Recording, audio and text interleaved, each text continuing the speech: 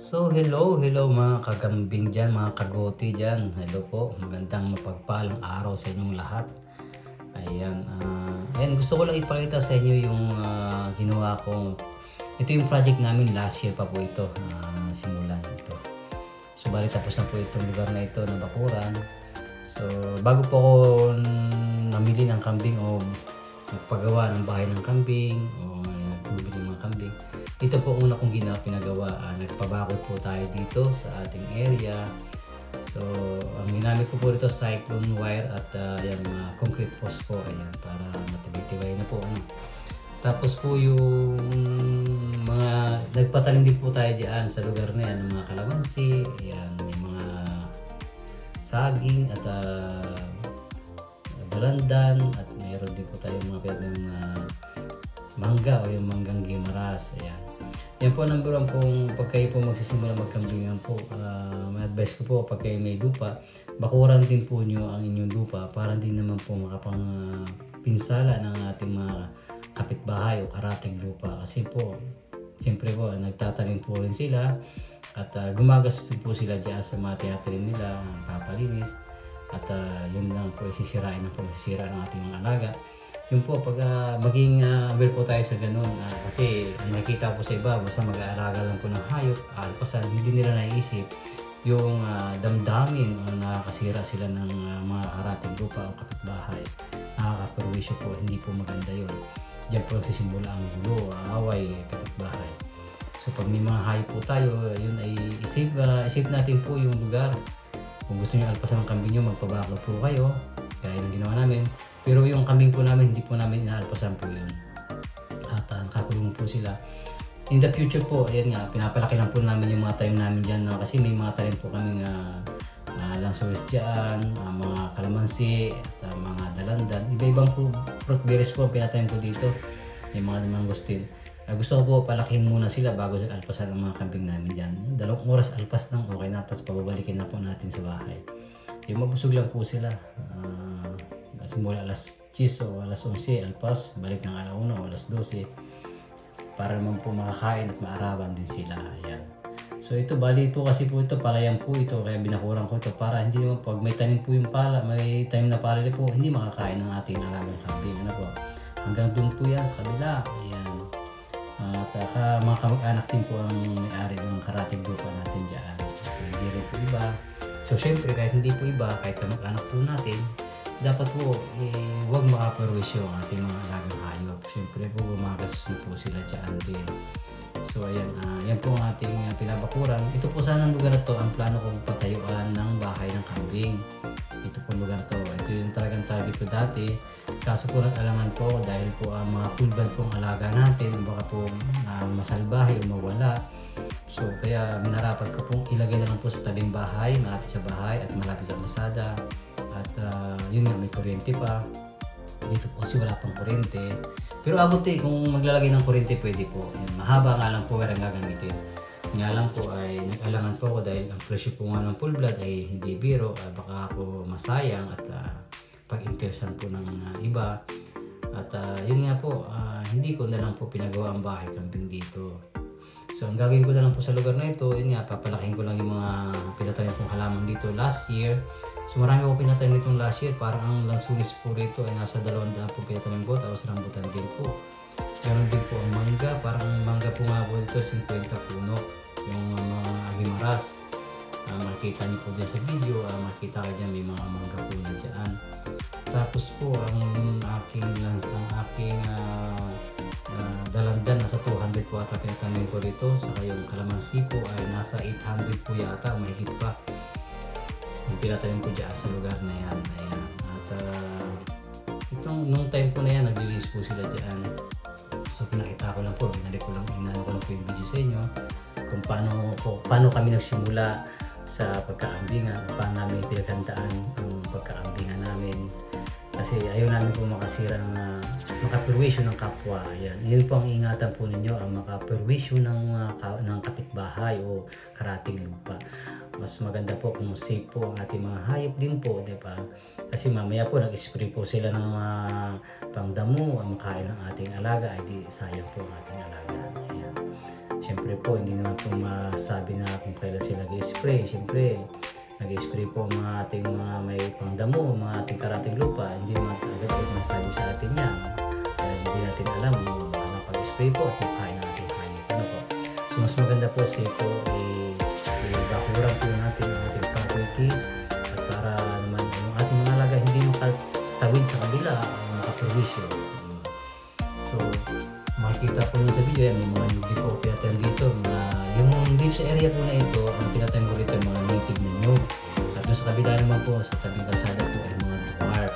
200 dwarf po yun sa kabilang video po. Ay 200 dwarf po na po yun. Yung mga takunan po yun, yung mga takunan.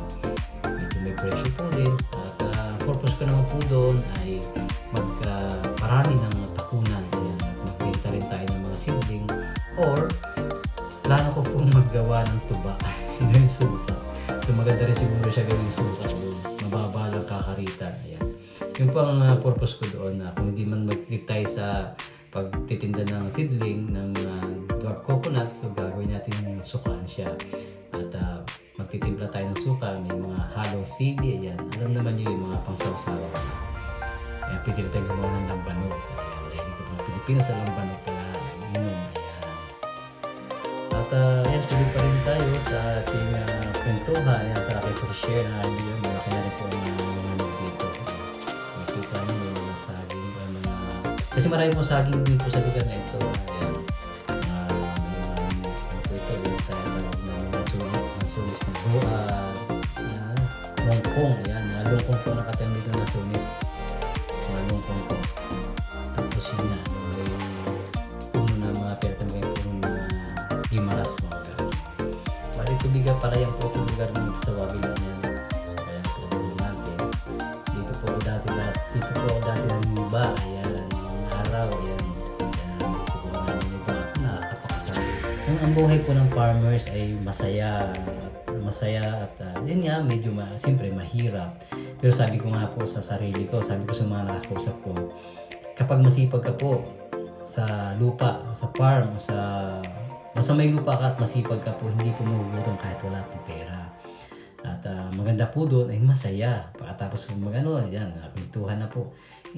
Kumbaga, nasa iyo ang oras, hindi po kailangan na mga muhan. Ayan. Kasi pag may lupa po kayo, kahit paano po may bibenta po kayo, gaya yung sagingan namin, every 2 weeks po. Kapag nagbibenta po kayo ng saging, so may pera po.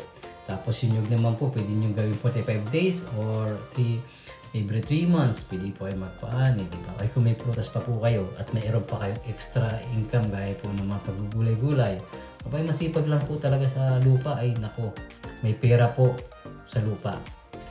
At kung tamad nga lang po talaga at walang ay hindi po talaga magugutom po. At yun nga po, makakaisip kung ano-ano. Pero pag may lupa po kayong ganito, at talaga namang hilig nyo ang maglupa, ay sinasabi ko sa inyo, hindi po magugutom ang inyong pamilya. At kakain sila sa tamang oras, minsan sobra pa. At yun nga lang po, syempre, pag may lupa kayo ganito, kailangan i-maintain ang linis. Ayan. So, kasi pagka hindi rin po ma-maintain ang linis, hindi po kayo aanin ng maganda. So, ganito ginagawa namin dito. Ayan, linis lang. Pag may budget na, linis. Tapos, ayan, syempre, tumitiba naman tayo ng saging every 2 weeks. So, meron naman tayo makukuha na ng pang-suporta rin. So, yun nga, ang saging naman po ay pagkabitin nyo po, yun nga, dumadami.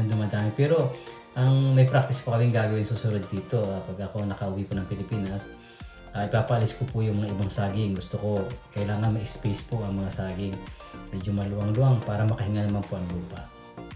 So, magbabawas tayo ng saging dito pag ako nakauwi ng Pilipinas. Tayo iayusin po natin ng ayos ito at para gumanda po ang lugar. Ayan. Marami tayong plano, yun nga lang, budget po talaga kinakailangan. So, nagsabay-sabay lang po talaga, kaya nagpatigil muna ako sa pagpapabakod. At hindi pa po tapos kasi ang bakurin namin eh. At yun, gaya po nito, ayan po ay kalamansi. Ngayon, malaki na po itong kalamansi na ito.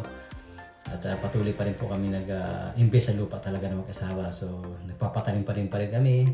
So, yun, sa mga may mga lupa dyan na hindi naman ginagamit, pwede namin upahan po yan. Kaya sa mga interesado po ako mag-rent ng lupa, gawin namin lang po maisan para gagawa po kami silage. So yan, baka mayroon kayong lupang hindi ginagamit yan, aming ipag-usapan natin at baka namin kayanin naman yung upa at kontrata lang po natin at gagawin lang namin taniman ng mais. Ayan. Interesado po ako sa mga nagpaparent dyan na hindi naman nagagamit ang lupa, sayang. Ayan, sa amin paggamit na lang nyo. Ayan. Ayan yung mga... Tapos yung mga iba-iba bakod po namin, plano namin patamna ng mga palagyan ng mga Madrid de Agua at yung ipil-ipil. Ayan. So, tuloy-tuloy pa rin po kami nag-develop ng ating properties. Kasi siyempre malaki nga po yung area pero kulang naman po sa tanim, sayang naman po. Kaya pinupuno namin ng tanim. Sabi nga nila pag maraming tanim, marami kang anihin. Di ba? So yun, masipag lang.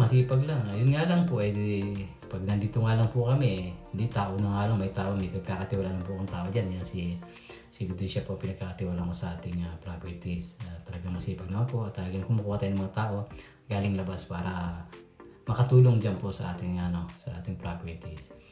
At ayun, maraming plano. Kaso kailangan ng pera. Kailangan ng pera po talaga. Ayun, sa kapwa ko mga nasa ibang bansa, invest po kayo sa lupa. Sa lupa 100% po kumikita ang pera. Hindi po sa bangko. Ang bangko po natutulog po ang pera. Hindi po kumikita kayo dyan ng maganda. Pero nasa inyo po rin po yan. Kung ikikip nyo ang pera sa bangko, nasa inyo. Pero ang advice ko po, gaya kung nasa ibang bansa, OFW, mag-invest kayo sa lupa. 100% po. Yung pera nyo tumutubo kahit nandun sa lupa at umaani pa po kayo. At pag ibinenta nyo yung lupa, maaaring dublihin pa po ang inyong pinuhunan o in-invest sa lupa. Napakaganda po. May lupa na sarili. Hindi na kayo kailangan makitanim o makiaga pa sa iba. At kung hiling naman nyo talaga mag-farm, ayan, kahit ko kayong bumili ng lupa na inyong pagtatandaan o gagawin farm. Napakasarap po na ganito pag uwi kayo ng Pilipinas, may ikutin kayong mga tanim. Diba? Sarap magpatayo po rito ng kubo. Ayan. Yan pinaplano ko magpatayo ng rest house dyan. Pera na naman po. Tapos lang po namin yung ating project. Ayan, papagawa tayo ng bahay. Ayan, thank you Lord sa mga taong pinagkatiwala sa amin at taong pinagkatiwala namin. Maraming salamat po. At ayun, ito nga, pinaplano ko magtayo ng rest dito. At bahalang araw po, magpapalagay po tayo sa lugar na ito ng kambingan at kukuha lang ng tao na pwedeng magtao talaga rin sa lugar na ito. Malapit din po sa ito, halos lang dito. Doon lang din po sa area namin. Pero syempre, kailangan po may bahay din po dito para tao doon sa ating kambingan. Ayan.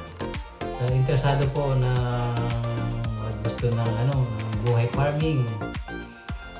Ayan, pwede tayo mag-usap at pwede kayo po yung tao dito sa ating farm. Usapan natin ang sweldo. At para makatulong din kayo sa akin at makatulong nyo sa inyo. Ayan, tuloy-tuloy po kami dito pag-develop. At sana mag-success po tayo lahat magkakambing yan sa Mindoro. Hindi lang sa Mindoro, sa buong Pilipinas. Maraming salamat po muli sa inyong panonood. Ayan, happy farming sa inyong lahat, sa ating lahat. Ingat po palagi. God bless.